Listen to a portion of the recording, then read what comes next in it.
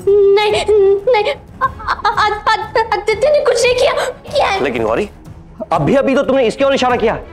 हो सकता है कि तुम्हें कोई गलतफहमी हुई हो। नहीं वो चोट से मैं गलती होगी, कुछ नहीं किया। सब बकवास है योर ऑनर। गुप्ता जी इतनी गंभीर सिचुएशन का मजाक बना रहे हैं। मजाक मैं नहीं योर ऑनर, इनकी मुवक्किल बना रही है। कभी अपने पति को पहचानती, कभी पंकज जी को पहचानती है। मैडम, हो सकता है कि उस रात इसने कुछ देखा है नहीं, इसे गलतफहमी हुई हो। और अगर इसने कुछ देखा भी है तो हो सकता है वो राधे हो या कृष्णा हो सकता है, क्योंकि हमारे पास इस बात के पक्के सबूत है कि उस रात को पंकज जी के अलावा ये दोनों भी उस कमरे में मौजूद थे। राधे और कृष्णा कह रहे हैं कि उन्होंने कुछ नहीं किया, वो बेगुनाह है। उनकी बात प्रोसिक्यूशन सुन रहा है, लेकिन मेरे क्लाइंट की बात सुनने को तैयार नहीं है प्रोसिक्यूशन। इससे यह महसूस होता है योर ऑनर कि इन लोगों को मेरे वकील के साथ कोई पर्सनल दुश्मनी है, जिसका ये लोग बदला निकाल रहे हैं। ऐसा नहीं है योर ऑनर। उस रात गौरी ने पंकज को देखा था। और बस बहुत हो गया इलाजी। अब मैं आपको 1 दिन का समय देती हूँ। यदि इस 1 दिन में आप पंकज जी के खिलाफ ठोस सबूत इकट्ठा नहीं कर पाए तो कल मैं उन्हें बाइज्जत बरी कर दूंगी। Thank you your honour. नहीं, यही है, इन्होंने किया है। लेकिन अभी तो तुमने कहा कि इन्होंने किया है। नहीं, आदित्य ने कुछ नहीं किया। वो बहुत अच्छा, आदित्य ने कुछ नहीं किया है। कहीं सच में तो आदित्य ने?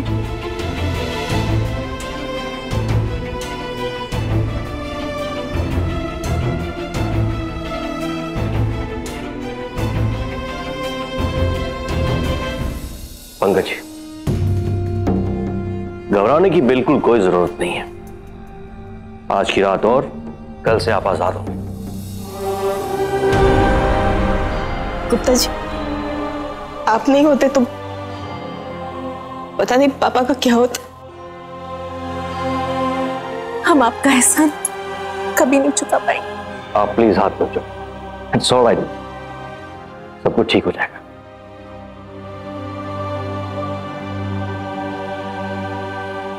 जी, डोंट वरी, अब सब सही होगा।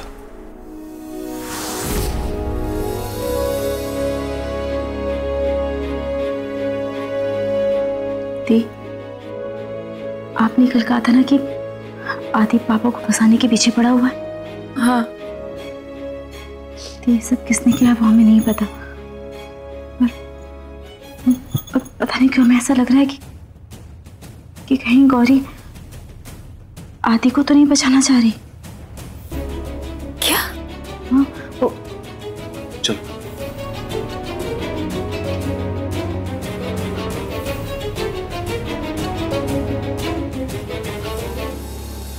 उस जर्नलिस्ट से कहो मुझे जल्दी फोन करे। It's urgent. इलाजी, अब क्या करना है? मैंने कुछ सोचा है चंद्रकला जी, जिससे शुरू में स्ट्रेस तो होगा, बट स्टिल कल तक हमें पंकज के खिलाफ ठोस सबूत ढूंढने ही होंगे, वरना अदालत उसे बरी कर देगी।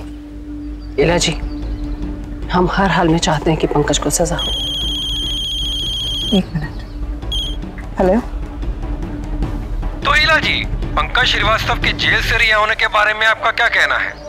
मुझे बहुत बुरा लग रहा है कि इतना संगीन जुर्म करने के बावजूद एक इंसान जेल से रिहा हो रहा है जस्ट बिकॉज उसके पास अजय गुप्ता जैसा एक काबिल वकील है जो सच को तोड़ मरोड़ के उसे झूठ का रूप देता है। पंकज के जेल से निकलने का एक ही मतलब है कि हमारे घर की बहू बेटियां सेफ नहीं है। अरे इलाजी, आप तो दादी से भी ज्यादा चंट निकली। छड़ा मेनका। इलाजी, क्या इससे पंकज की रिहाई रुक जाएगी? नहीं चंद्रकला जी, इससे उसकी रिहाई तो नहीं रुकेगी, लेकिन उसकी बाहर आने की हिम्मत जरूर टूट जाएगी।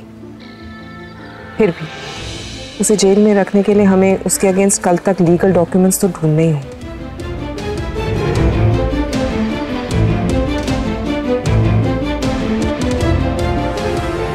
दादी, पंकज अंकल की इंसल्ट करने का इससे अच्छा तरीका नहीं है।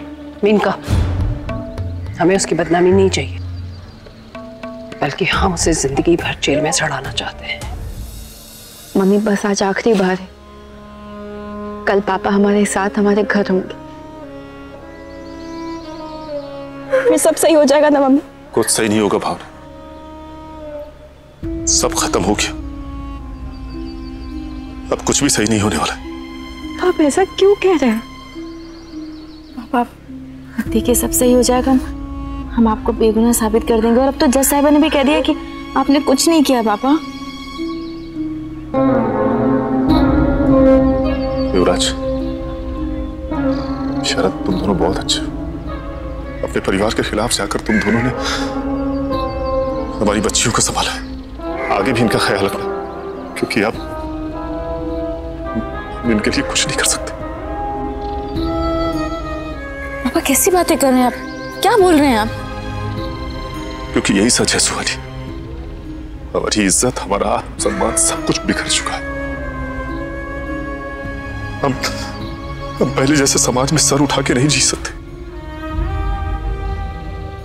हो सके तो तुम लोग भी हमारी जिंदगी से दूर रहो, क्योंकि हमारे कीचड़ के दम पे तुम्हारी जिंदगी पर भी पड़ेंगे। पापा पापा ऐसी बात नहीं। पापा आप ऐसा क्यों? पापा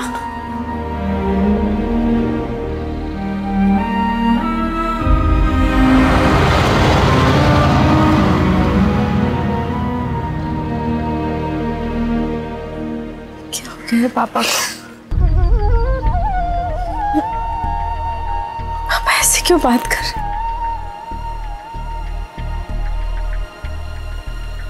क्योंकि भाभी उन पे बहुत ही बड़ा इल्जाम लगा, उंगली उठी उनके चरित्र पे, उनके आत्मसम्मान पे। इसलिए वो टूट गए, हताश हो गए। मम्मी आप ऐसे परेशान ना तो देखिएगा, पापा जब घर आ जाएंगे ना तो सब ठीक हो जाएगा।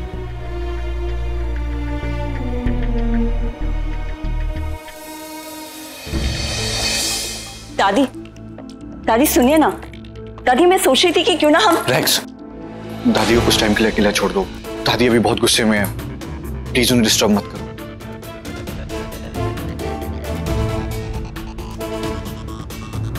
लेकिन सौरभ भाई, आज एक चीज बहुत ही अच्छी हुई। इतने दिनों बाद ही सही, पर एक बेगुनाह इंसान बहुत जल्द आजाद हो जाएगा। आजाद तो हमारा मुजरिम भी है शरद, जिसे ढूंढना हमारे लिए दिन ब दिन मुश्किल होता जा रहा है। भैया मुजरिम तो जेल में ही था, और मुझे समझ में नहीं आ रहा कि आप लोग ये सब जानकर भी अनजान क्यों बन रहे हैं। और उस मुजरिम को सजा दिलवाने के लिए हमारे पास सिर्फ और सिर्फ 24 घंटे बचे हैं, वरना वो आजाद हो जाएगा। एग्जैक्टली आदि, पर यहां लोग कुछ करने के बजाय आराम फरमा रहे हैं। नहीं, आदित्य ने कुछ नहीं किया। आदित्य ने कुछ नहीं किया। माँ, आदित्य ने कुछ नहीं किया। सौरभ, तुम्हारी बहन इतनी परेशान है, तुम्हें नहीं लगता कि दूसरों की तरफदारी करने के बजाय तुम्हें तुम्हारी बहन की हेल्प करनी चाहिए? रेक्स, मुझे पता है कि मुझे क्या करना है और क्या नहीं। तुम्हें मुझे हर बात बताने की जरूरत नहीं है। उल्टा जो घर में इतनी टेंशन का माहौल चल रहा है, कुछ देर के लिए सही, कुछ पल के लिए तो बड़ी बहू होने का फर्ज अदा करो। थोड़ा दिमाग लगाओ और लड़ाई झगड़े कराना बंद करो।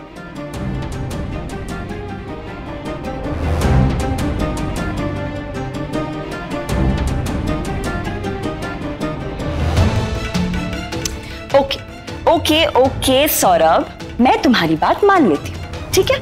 लेकिन मेरे साथ साथ तुम जाकर अपने भाई युवराज को भी समझाओ और उसे बोलो कि उसे भी अपने भाई होने का फर्ज अदा करना चाहिए।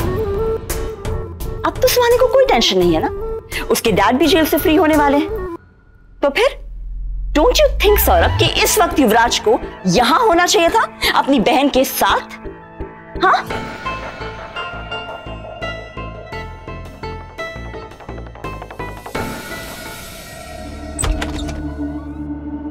बोलो, क्यों फोन किया? क्या काम है? अब तुम एक नंबर के निकम्मे हो, तुमसे एक काम तो ठीक से होता नहीं है।